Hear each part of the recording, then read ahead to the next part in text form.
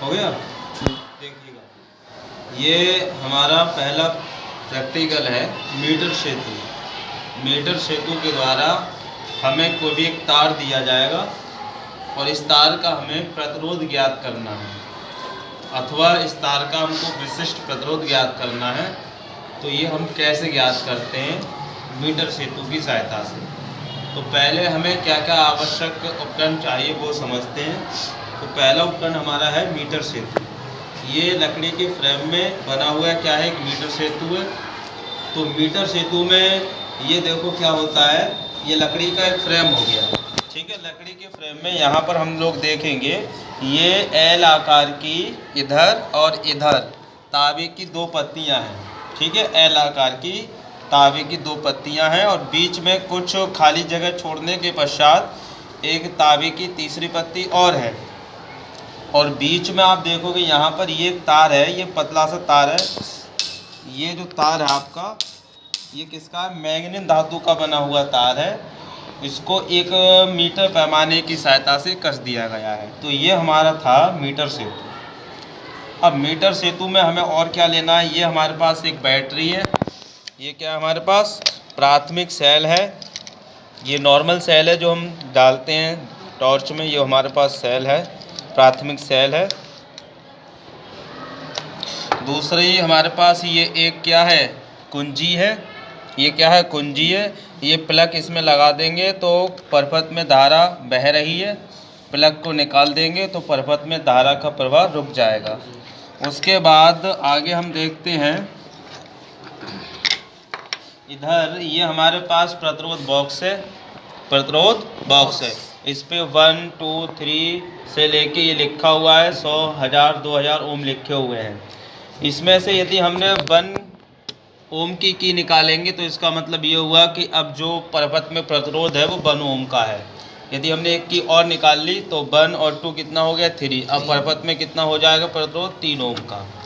तो हम जो की निकालेंगे प्रतिरोध उतना ही हो जाएगा।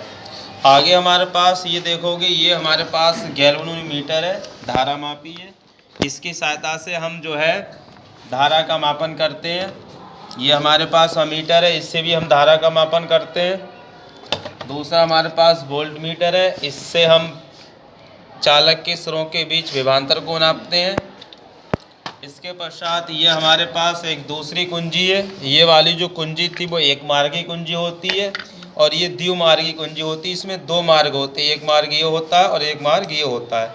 तो ये 2 मार्गी हमारे पास क्या है? कुंजी है। उसके पश्चात ये हमारे पास विसर्पी कुंजी है ना, विसर्पी कुंजी, अथवा इसको हम चौकी कहते हैं। तो ये हमारे इतने उपकरण हैं और हमें करना क्या है? सबसे पहले हम इन उपकरणों को लगाते हैं। तो लगाने के लिए हम सबसे पहले क्या करेंगे? इस बैटरी का ये जो धन सिरा है, सेल जो होता है, सेल पर प्लस माइनस लिखा हुआ होता है। तो ये जो प्लस सिरा है, प्लस सिरे को हमने यहाँ कनेक्ट कर दिया। फिर यहाँ बैटरी का जो माइनस सिरा है उससे हमने एक कुंजी जोड़ी। फिर कुंजी का दूसरा सिरा हमने यहाँ पर एक मीटर सेतु के सिरे से जोड़ दिया। तो इस तरीके से हमने इस समय ये प्राथमिक परपथ बना लिया। क्या किया हमने? यहाँ हमने इस तार से प्लस जोड़ा, माइनस को किससे जोड़ा? कुंजी से। फिर कुंजी का दूसरा सिरा मीटर से। अब यहाँ पर ये देखो खाली जगह है, ये पहला जो गैप है ना, खाली जगह, इस खाली जगह में जोड़ते हैं प्रतिरोध बॉक्स। इसका प्रतिरोध हमको ज्ञात होता है। फिर दूसरी खाली जगह ये जो बची, इस खाली जगह में हम जोड़ते हैं एक तार जिसका प्रतिरोध हमें ज्ञात करना है। तो ये हमने एक तार लिया, इसका प्रतिरोध हमको ज्ञात करना था। फिर बीच में ये एक सिरा बना हुआ है, टर्मिनल बना हुआ है। इस टर्मिनल से ये जो धारा मापी था, इस धारा मापी का प्लस सिरा जोड़ देते हैं। धारा मापी का कौन सा जोड़ते हैं? अब ये जो माइनस वाला सिरा बचा, इससे हम जोड़ देते हैं एक जॉकी। क्या जोड़ देते हैं? जॉकी। तो इस तरीके से हमारा उपकरण बनके हो गया तैयार। अब बात रहती है क्या ये उपकरण हमने सही बनाया है या गलत। तो उसकी जांच हम लोग कैसे करते हैं? ये जॉकी है, इस जॉकी को हम इधर स्पर्श कराएंगे, फिर धारा मापी में विक्षेप देखेंगे, एक साइड आएगा।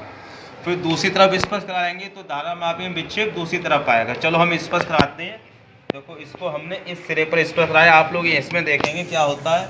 हमने यहाँ पर ये मैग्नीज का तार है, इस पर हमने कराया इसको स्पर्श। पहले हम किसको ऑन कर देते हैं, ये हमने की को ऑन कर दिया। अब देखो स्पर्श कराया, देखो यहाँ पर आया ये। अब इसको हम दूसरी तरफ इधर स्पर्श कराते हैं, यहाँ पर दूसरी तरफ आया, तो इसका मतलब हमारा पर्पल बिल्कुल ठीक बना हुआ है। इधर स्पर्श कराएंगे तो विक्षेप एक दिशा में आए, इधर स्पर्श कराएंगे तो विक्षेप दूसरी दिशा में आए। देखो बीच में ये 0 लिखा हुआ है, 0 का मतलब यहाँ पर शून्य विक्षेप है। यदि ये 0 से दाएं बाएं होता है तो उसमें विक्षेप शुरू हो जाता है। अब हमको प्रयोग क्या करना होता है, प्रयोग ये करना होता है, सबसे पहले हम पर्पल को क्या करते हैं, ऑन करते हैं।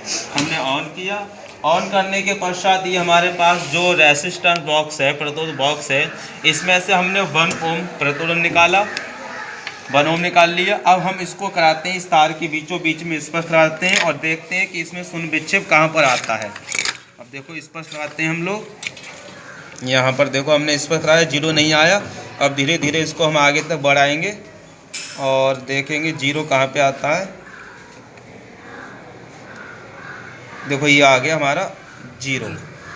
अब देखो किस पॉइंट पर आया, देखो ये 69 लिखा हुआ है, तो L1 का मान कितना हो गया, 69। L1 का मान नोट करेंगे डायरी में 69, और इधर लिखा हुआ है 31, तो ये L2 का मान हो गया। ये दोनों मान हम नोट करेंगे, सूत्रों में लगाएंगे और पहला परीक्षण हमारा कंप्लीट हो जाएगा।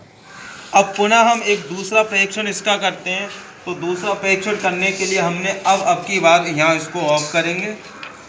ऑफ करने के बाद यहाँ से फिर हमने एक 2 ओम की निकाली, तो 1 और 2 कितना हो गया, 3। अब 3 ओम प्रतिरोध हो गया।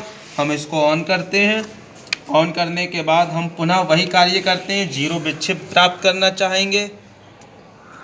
तो देखो 0 विक्षेप हम प्राप्त कर रहे हैं, कहाँ पे हमारा, देखो यहाँ पर आया। तो ये किस दूरी पर आया, 83 पर आया, और कितना आया, L2 70। तो इस तरीके से हमने परीक्षण किए, काट।